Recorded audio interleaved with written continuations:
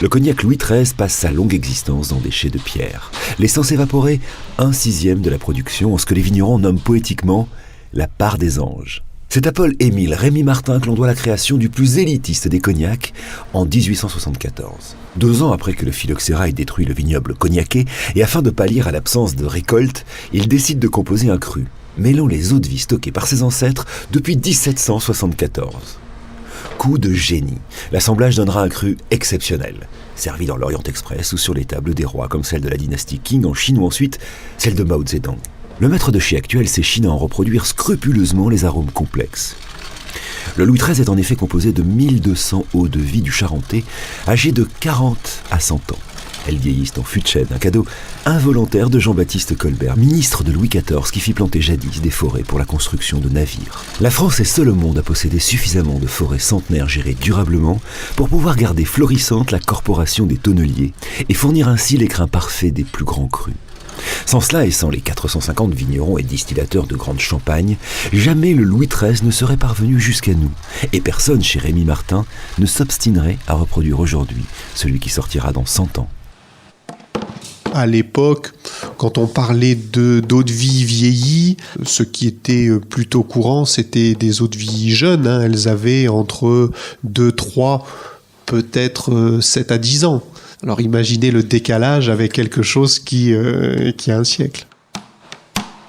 Pour amener des eaux de vie de ce calibre à cette durée de vieillissement, cela n'a rien à voir avec un vieillissement classique.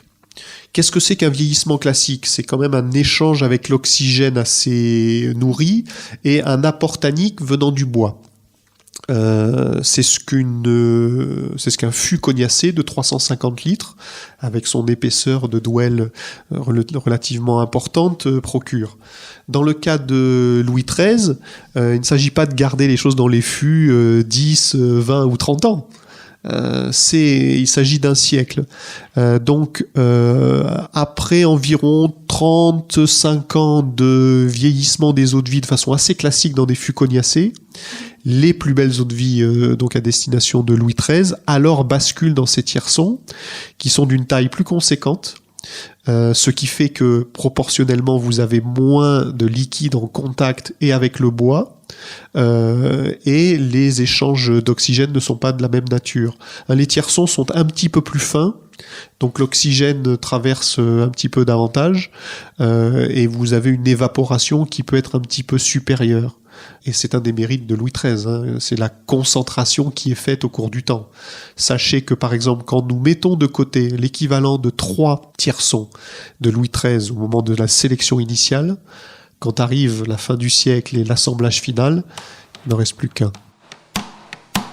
Je pense que c'est la nature de la spécialisation qui est faite dès le début, puisque Rémy Martin, le premier, né dans la vigne et a démarré en grande Champagne.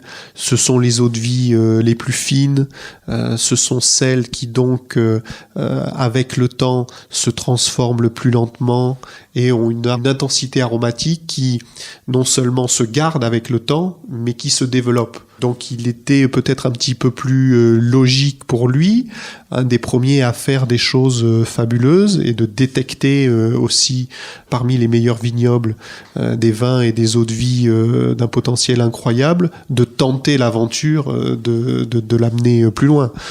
C'est la 3e ou 4e génération de Rémy Martin qui en voit les fruits.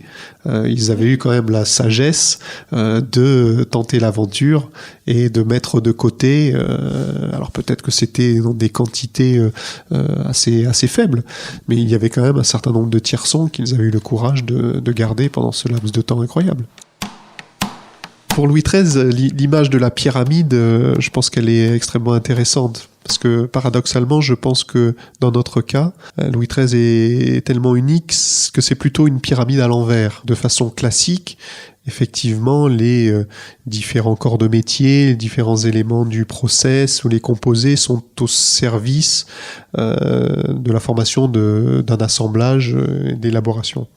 Là, je pense que c'est véritablement complètement à l'envers parce que Louis XIII n'est pas fait par des hommes et des femmes. Mais c'est peut-être bien l'inverse, c'est-à-dire que ces hommes et ces femmes qui veillent au grain et aux destinées de Louis XIII sont plutôt formatés au cours de leur carrière par Louis XIII. En fait, puisqu'il faut 4 générations, 100 ans, pour élaborer tout assemblage, nous ne voyons jamais toute la chaîne d'élaboration d'une carafe avec laquelle on pourrait être en présence. Nous ne faisons, mais nous sommes très fiers de le faire, que tous les ans démarrer les fondations d'une cathédrale qui est Louis XIII, qui sera finie un siècle plus tard. Alors bien sûr que nous arrivons aussi en fin de cycle, puisque nous veillons aux destinées des assemblages qui, au bout du siècle, arrivent à maturité. Mais là, de la même façon, nous ne faisons que transmettre la vision de qualité, la vision de goût, la vision historique, un témoin de temps, de qualité et de goût qui a, pour la première fois, vu le jour en 1874. Et nous sommes depuis au service pour répéter à l'identique, au mieux, l'esprit de ce qui a commencé à voir le jour il y a maintenant 136 ans. Même s'il y a 136 ans, cette première carafe de Louis XIII qui en a fait le roi des cognacs avait été démarrée plus d'un siècle auparavant. Ça nous ramène presque à la genèse de la maison Rémy Martin, parce que la maison Rémy Martin démarre en 1724. Finalement, il lui a fallu 150 ans pour comprendre, découvrir, amener au bout la première carafe centenaire.